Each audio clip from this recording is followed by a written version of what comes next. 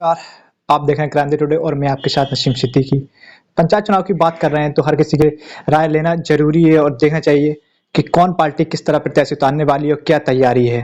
तो आज हमारे बीच मौजूद हैं आशीष चतुर्वेदी जी, कांग्रेस के अच्छे नेता, दिग्गज नेता माने जाते हैं। देखा जाता है कि अभी पूर्व में नगर पालिका में चुनाव भी लड़ चुके हैं। नगर पालिका अध्यक्ष पद के लिए पूर्व में प्रत्याशी भी रहे हैं, चुनाव लड़ चुके हैं। पंचायत चुनाव की उनसे राय लेते हैं और जानते हैं कि पंचायत चुनाव को लेकर उनकी पार्टी की तैयारी, और जिस तरह देखा जा रहा है कि इस समय सोशल मीडिया पे नेता बड़े एक्टिवेट हैं, तो क्या सोशल मीडिया से चुनाव जीतना संभव है? हर किसी की राय में यही निकल कर सामने आ रहा है कि सोशल मीडिया से पंचायत चुनाव संभव बिल्कुल ही नहीं है, क्योंकि यह अगर देखा जाए तो ग्रामीण क्षेत्र के जो चुनाव होता है, इसमें कहीं न कहीं जो ग्रामीण होते हैं ज़्यादा एक्टिवेट नहीं होते सोशल मीडिया। ऐसे कई बातें निकल के सामने आ रही है, उन्हीं से जानकारी लेते हैं, उनसे पूछते हैं। हम ज़्यादा जानकारी नहीं देते, क्योंकि अगर नेता बताएँगे तो स्पष्ट तौर पर उनको अच्छा ज्ञान है राजनीति का, तो कहीं न कहीं वो ज्ञान देंगे जो नेता नए उभर कर सामने आ रहे हैं तो उनके लाभदायक होगा, और चुनाव लड़ रहे हैं तो जीत के भी सामने आ सकते हैं अगर कई नेताओं की अगर राय पे वे चलेंगे। देखा जाए वरिष्ठ में कोई नेता भी रहे।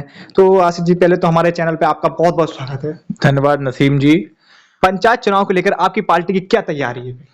सर्वप्रथम तो निश्चित तौर पे जो आगामी हमारा पंचायत चुनाव है, कांग्रेस पार्टी पूरे दमखम के साथ पूरे उत्तर प्रदेश में समस्त सीटों पे चुनाव लड़ेगी। दूसरा, आपने जो एक प्रश्न किया कि क्या सोशल मीडिया के माध्यम से क्या चुनाव को जीता जा सकता है।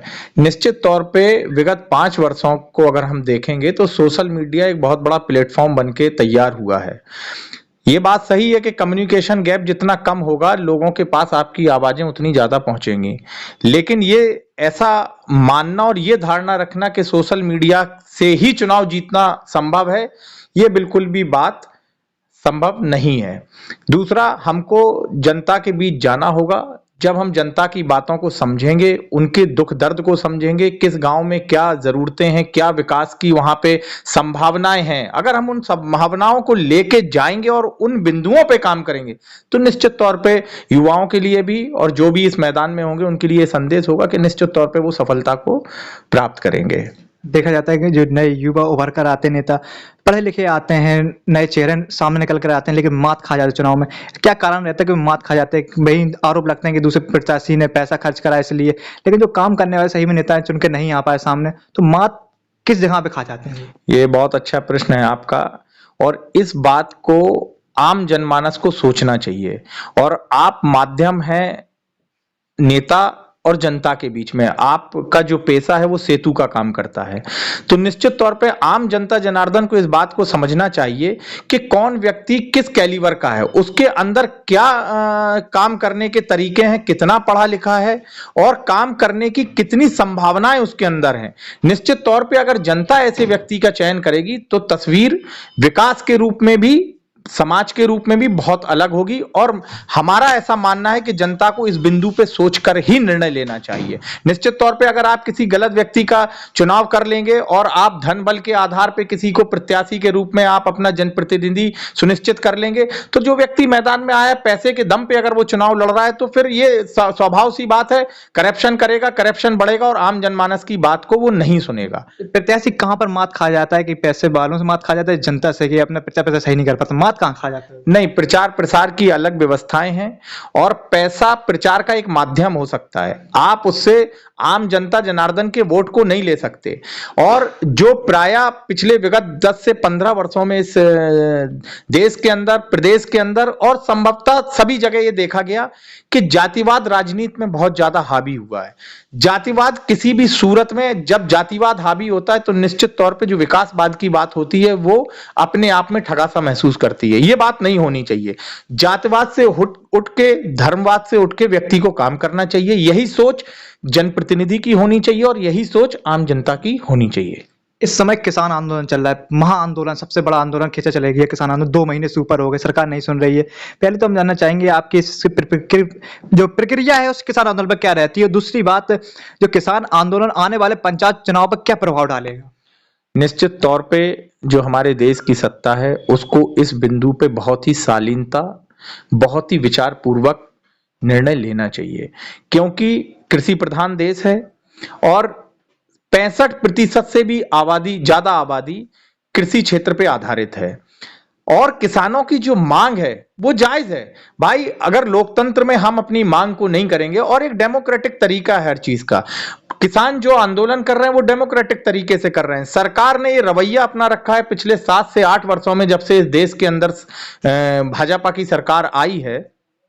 अगर कोई व्यक्ति अपनी जायज मांगों को लेकर आंदोलन कर रहा है तो वो कभी पाकिस्तान की बात करते हैं, कभी हिंदू मुसलमान की बात करते हैं। इन दोनों से मुद्दा अट गया, वो खालिस्तान की बात करने लगे। ऐसा नहीं है, आप उनकी भावनाओं को समझें। जनता जनार्दन का स्वरूप है। लोकतंत्र में जनता को ईश्वर का रूप कहा गया, और अगर हम उनकी बात नहीं समझेंगे, पहली बार ये प्राय देखा जा रहा कि आप इस चीज पे अड़े हुए हैं कि हम आपका भला चाहते हैं। कौन व्यक्ति ऐसा है कि जो अपना भला नहीं चाहता? ऐसा कौन सा किसान बिल में आप किसान का भला करने चाह रहे हैं कि वो उस भले को नहीं समझ पा रहा है और आप उसकी भलाई जबरदस्ती उसके जेब में डालने की और उसके मुंह में ठूसने की कोशिश कर रहे हैं? ये सिर्फ और सिर्फ लोकतंत्र को कुचलने की साजिश है। किसानों की मांग है और सरकार को ये जो उनका अड़ियल रवैया है उसको दरकिनार करते हुए संवेदनाओं के आधार पे, किसानों की जरूरतों के आधार पर उनकी मांग को स्वीकार करना चाहिए और काले कानून वापस लेना चाहिए। यही आम जनमानस की आवाज है। पंचायत चुनाव पर क्या असर रहेगा? अगर ये आंदोलन अभी खत्म नहीं होता, पंचायत चुनाव से पहले होते हैं, तो क्या असर रहने वाला है?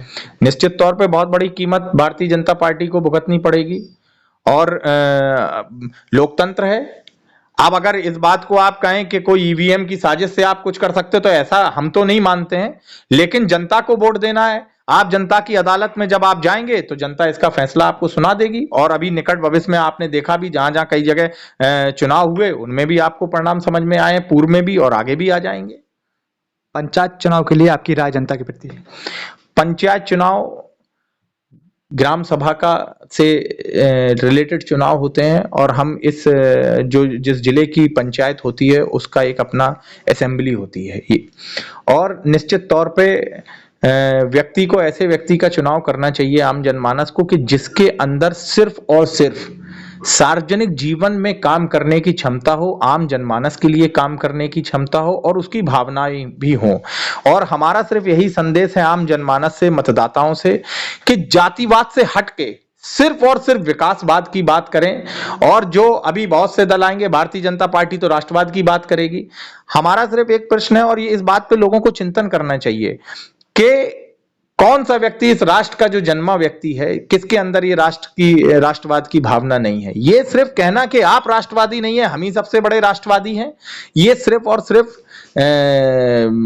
नाइंसाफी है आम जनमानस के बीच, और जो जनता का फैसला है उसके खिलाफ नाइंसाफी है। और जनता को ये चुनाव करना चाहिए कि हम सिर्फ और सिर्फ विकासवाद की बात करें, जाति और धर्म से ऊपर उठ के। यही हमारा संदेश और यही आम जनमानस और जनता जनार्दन से निवेदन है। आज हमारे बीच मौजूद है आशीष चतुर्वेदी। कई बातें कही हैं विकास को लेकर पंचायत चुनाव। जब वैसे देखा जाता है, जो पंचायत चुनाव, प्रधानी चुनाव, वो छोटे चुनाव होते हैं, ग्राम के विकास के लिए महत्वपूर्ण माने जाते हैं। बने रहिए हमारे साथ, तो देखते रहिए क्रांति टुडे।